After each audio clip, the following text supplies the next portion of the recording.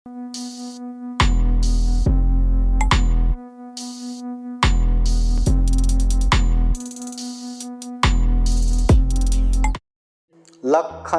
मेघ जातक। ये लक्खन मेघ जातक भी बहुत ही छोटा सा जातक है। ये मूल पाली ग्रंथ है। ये ऐसे जातक कथा, ये जो जातक कथा है ऐसे ये मूल पाली ग्रंथ के जातक का अर्थ कथा है, जातक का व्याख्या किया हुआ ये ग्रंथ है। ये ग्रंथ में विशेषतः ऐसा 7 जातक कथा, ऐसे 7 किताबें हैं। तो ये पाली और हिंदी में और बहुत सारे भाषाओं में भी अनुवाद हुआ है। आप लोग आराम से इसको लेके पढ़ सकते हैं, अध्ययन कर सकते हैं। तो अभी हम ये छोटा सा ये लक्खन जातक के विषय में चर्चा करेंगे। लक्खन मेघ जातक। ये लक्खन मेघ जातक महाकारुणिक तथागत बुद्ध राजगृह के वेलुवन विहार में रहते समय देवदत्त के विषय में ये उपदेश देते हैं। तथागत बुद्ध वेलुवन विहार में रह रहे थे राजगृह में, और वहाँ पे देवदत्त के विषय में ये उपदेश देते हैं।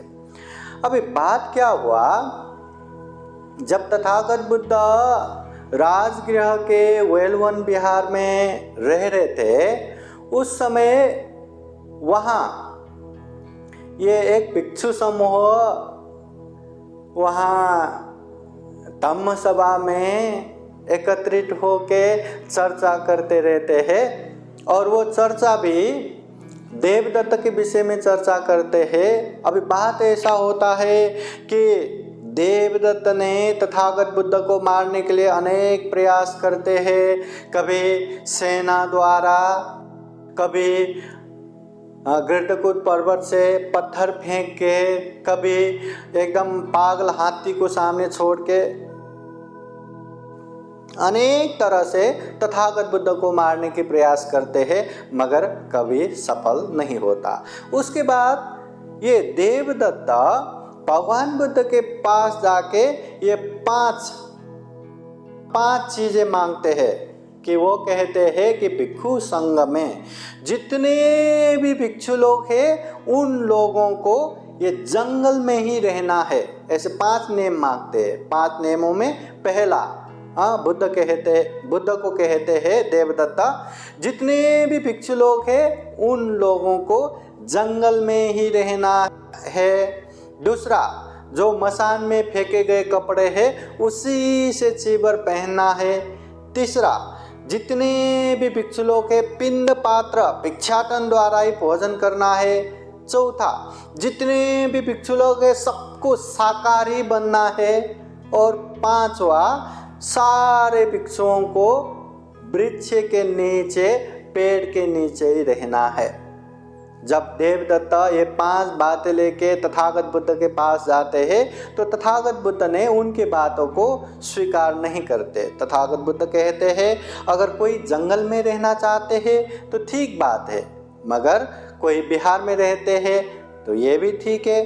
कोई मसान में फेंके गए कपड़ों का चीबर पहनना चाहते हैं तो ठीक है, मगर कोई अच्छे कपड़े दान देते हैं तो उसका चेबर भी पहन सकते हैं। कोई भिक्षाटन से भोजन करते हैं तो ठीक है, मगर किसी को निमंत्रणा द्वारा भोजन मिलता है तो वो भी ठीक है।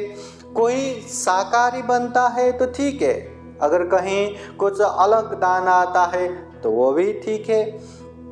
और कोई पेड़ के नीचे ही रहते हैं तो वो भी ठीक है, अगर मिला तो अच्छे जगह पे रह सकते हैं। तो इस तरह तथागत बुद्ध ने देवदत्त के ये 5 बातों को अस्वीकार करते हैं। तो देवदत्त वहाँ से नाराज होके जाते हैं और सारा जमा हुए भिक्षुओं को कहते हैं, देखो हमने बुद्ध के पास ये 5 शर्तें लेके गए थे कि भिक्षु संघ अच्छा रहे करके, मगर बुद्ध ने इसको मना कर दिया। क्या मैंने गलत कहा क्या?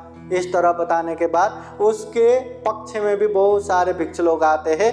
फिर देवदत्त क्या करते हैं, अपने पक्ष में आए हुए 500 भिक्षुओं को अपने साथ लेके गया शीश में जाके रहते हैं।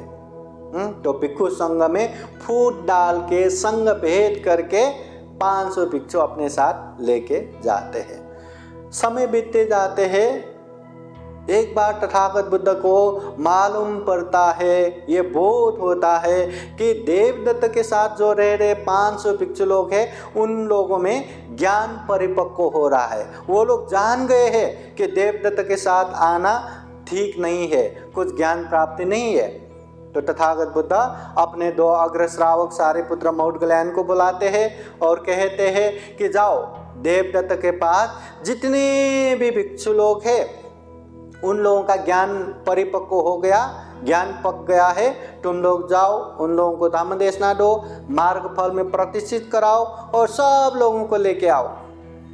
तो अग्र श्रावक भंते लोग भी ठीक है करके बुद्ध के आज्ञा का पालन करते हुए अगले सुबह ही अरुणोदय के साथ साथ वहाँ से चल जाते हैं, गया शीश में जाते हैं और वहाँ जितने भी भिक्षु लोग हैं उन लोगों को बुद्ध के जो उपदेश है, धम्म है, वो सुनाते हैं। ये धम्म की बातें सुन के सारे लोगों ने मार्ग फल प्राप्त करते हैं और वो सारे के सारे ये अग्रश्रावक भंते के साथ, सारिपुत्र भंते के साथ वापस आते हैं।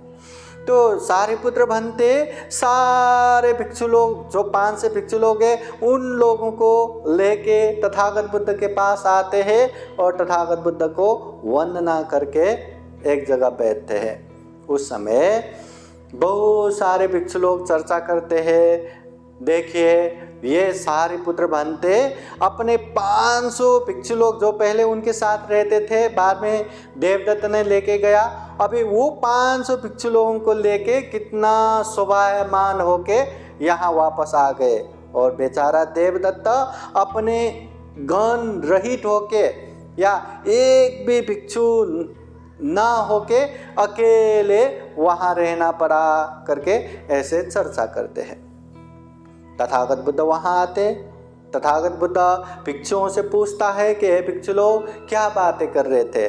तो उस समय भिक्षु लोग हम ये बातें कर रहे करके बताते हैं। तो तथागत बुद्ध कहते हैं ये सारिपुत्र भिक्षु सिर्फ अभी ऐसे गण के साथ शोभायमान होके आए, अभी नहीं, पहले भी ऐसे ही अपने गण को रक्षा करके, अपने समूह को रक्षा करके शोभायमान होके आए हैं। और ये देवदत्त सिर्फ अभी नहीं, पहले भी अपने समूह घुमा के अकेले रहा है करके तथागत बुद्ध जाहिर करते हैं। तो ये बात सुन के भिक्षु लोग कहते हैं वो भगवान, अभी की बात तो हम देख रहे हैं, हमें पता है, पर पहले कैसे ऐसा हुआ था, क्या हुआ था, अच्छा होता कि आप हमें बताए करके प्रार्थना करते हैं। तो तथागत बुद्ध भी वो प्रार्थना सुन के, वो प्रार्थना को स्वीकार करके ठीक है बताता हूँ, ध्यान से सुनो कहते हुए ये लक्षण मीग जातक सुनाते हैं।